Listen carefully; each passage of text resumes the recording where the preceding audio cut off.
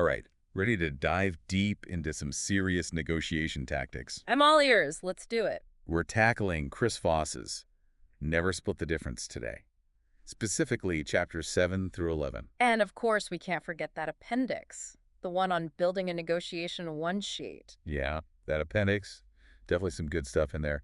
Just getting ready for this deep dive has honestly kind of changed the way I think about any conversation. It's really interesting stuff. It's like Voss somehow rewires your brain, you know? I know exactly what you mean. Like suddenly it's not about winning or losing. Right. It's about the psychology of it all. Yes. Figuring out why people do what they do. Exactly. And then you use that to, well, to get what you want. Ethically, of course. Right. Always ethically.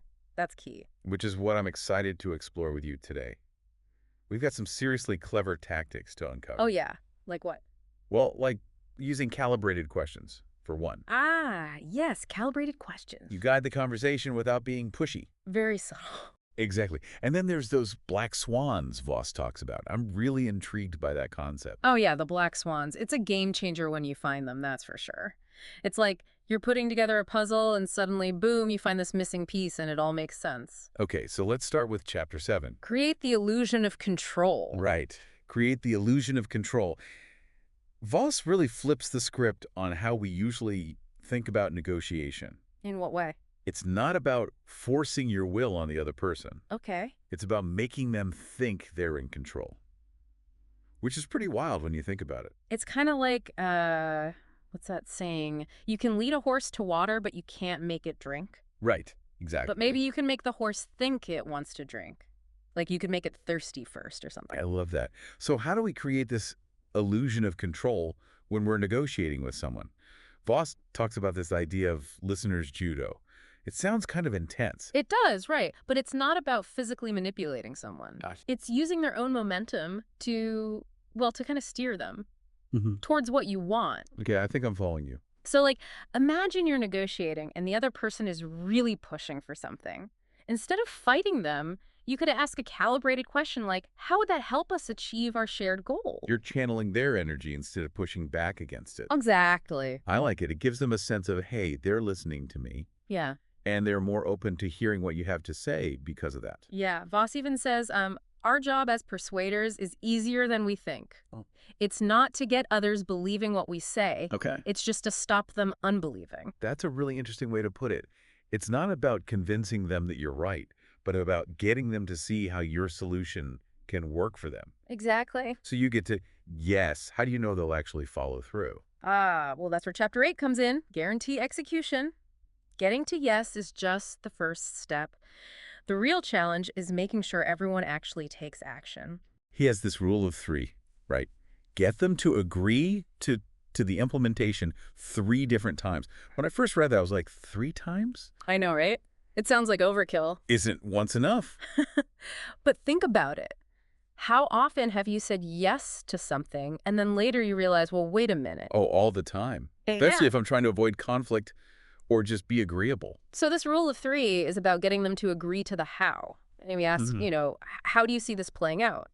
And then later, how will we know if it's working? Oh, okay. And then finally, how will we deal with any problems that come up? So they're not just saying yes to what you're proposing, but they're really thinking through the how multiple times. Yeah. And you'll probably uncover any hesitations they have along the way. And maybe some misunderstandings too. Oh, yeah, for sure. And, you know, Voss also says to really pay attention to nonverbal cues. Oh, yeah. So the 738-55 rule, like how much Cool. of communication is actually nonverbal. To be honest, when I read that, I thought, okay, this is interesting, but how do you actually use that in a real negotiation? It's true. Just knowing that rule isn't really enough. You need to be able to read people, you know, really pay attention to their tone of voice, their facial expressions. Body language, all that. Exactly. So, like, if someone says yes, but they're not making eye contact, well, Their body's saying something else. exactly. You got to watch for those inconsistencies. That can tell you a lot, more than their words sometimes. Okay, so let's move on to chapter 9. Bargain hard. Bargain hard. This is where Voss throws out all the old ideas about bargaining. It does, doesn't it? He says it's not just about the numbers. It's about the psychology. Right, it's about understanding what's going on in people's heads and then using that to your advantage. Exactly. He talks about these 3 different negotiator types: accommodators, assertive, and analysts. Right. What do those even mean? Like, how do I use that in a negotiation? Well, imagine you're dealing with an accommodator, someone who's like really focused on keeping things harmonious. Okay. They might give in on something to keep things positive. Makes sense. Then you've got the assertive types. They're the ones who really want to get their way. Even if they have to push a little harder to get it. Exactly. And then there's the analysts. Mr. Spock. Yeah, they're all about data and logic. Gotta see the numbers before they make a decision. Yeah, so you got to know what you're dealing with. What kind of negotiator are you? What kind of negotiator are they? And then adjust your strategy accordingly. Right. And Voss emphasizes that sometimes you just got to take a punch in a negotiation. What does that even mean? It means not letting your emotions get the better of you, staying calm, not getting flustered when they start using those aggressive tactics. You've also got to know how and when to use strategic pauses. The power of silence. Right. Silence is golden. Sometimes the best thing you can do is just shut up. Let the other person fill the silence. Exactly. It gives you time to think, and sometimes it can put the pressure on them. Now, this is where it gets really interesting. Voss's idea of leverage. And it's more than just power, right? Yeah, he breaks it down into 3 types. Positive, negative, and normative. Right.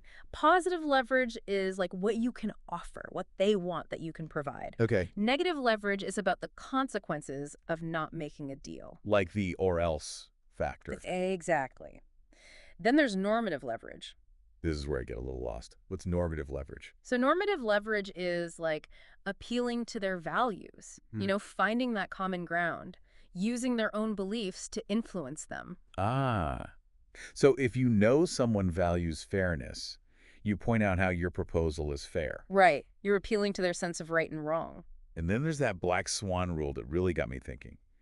Don't treat others the way you want to be treated. Treat them the way they need to be treated. That one really makes you think, doesn't it? Yeah.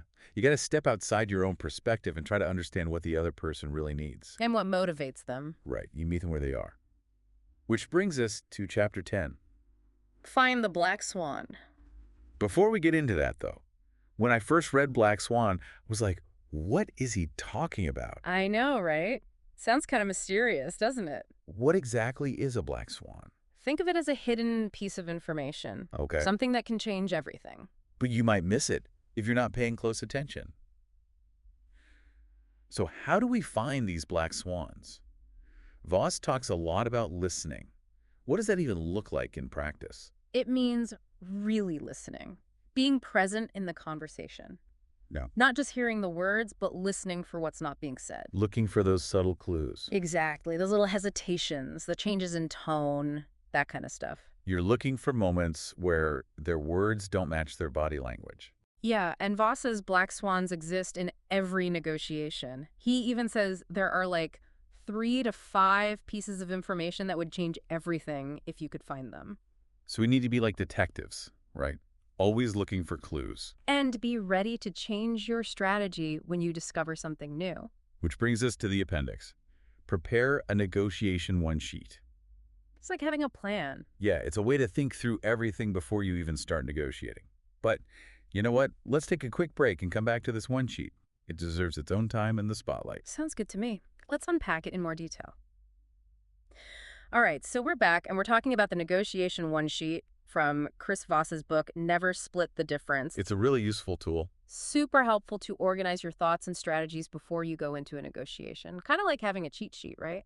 Yeah, it is a bit like a cheat sheet, but it's more than just a list of things to do. Right. It's like a framework for thinking about the entire negotiation. Exactly. It helps you anticipate what might happen. Voss says negotiation is a psychological investigation. Interesting. So this one sheet, it's how you gather your intel. It helps you prepare. Okay, so let's break it down. First section, goal. Voss is a big believer in setting a goal, right? And not just any goal. It's got to be ambitious, but also realistic. Why is writing that down so important? Yeah, why bother? Well, when you write it down, it becomes real. Okay. It's not just in your head anymore. It's a way to hold yourself accountable. And it helps you stay focused. Especially if things get, well, tense. Right, exactly. Next up, summary of known facts. That seems pretty self-explanatory. It is, but Voss has a specific way of approaching this. Oh. It's not just about listing the facts. It's about presenting them in a way that the other person will agree with. You want them to say, that's right. Exactly. You're building that foundation of agreement. You're finding that common ground. Okay, on to the next section. Labels accusation audit. Ooh, that sounds kind of scary. I know, right? What's that all about? This is where you got to put on your detective hat. Okay. You try to figure out what the other person might bring up. Yeah. Those negative emotions, Yeah. those accusations, even if you don't think they're valid. So, like, you're diffusing a bomb before it goes off. Exactly. You're acknowledging those potential triggers and preparing your labels. To validate their feelings. Yes, even if you don't agree with them. It can really de-escalate a situation. Right. Instead of saying you're wrong, you're saying, hey, I hear you. I get it. Exactly. You're building trust. Okay, next section. Calibrated questions. We touched on this earlier. It's a big part of Voss's strategy, It is. Those calibrated questions are all about creating that illusion of control. making them think they're in the driver's seat. Exactly. And they all start with how or what, right? Open-ended questions. Get them thinking. So instead of asking, will you agree to these terms, which might get you a no, Right. you ask, how can we make these terms work for you? You're inviting them to be a part of the solution. He's- Okay, last section. Non-cash offers.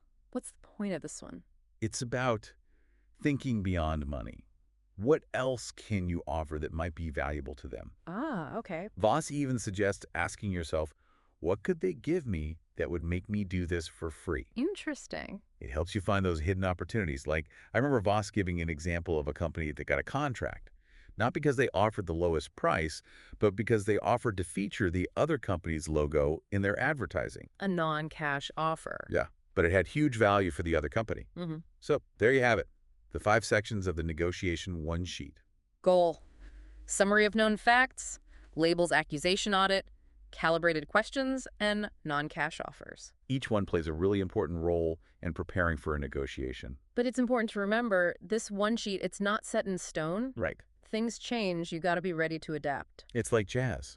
Oh, Voss says a good negotiator is like a jazz musician. right. They're improvising, going with the flow. I like that analogy. Okay, so we've covered a lot of ground. Chapters 7 through 10 and the negotiation one sheet. But how do we actually use this stuff in our lives? Yeah, that's the real question, isn't it? It's one thing to understand it. But how do you actually put it into practice, especially when you're under pressure? Okay, so we're back.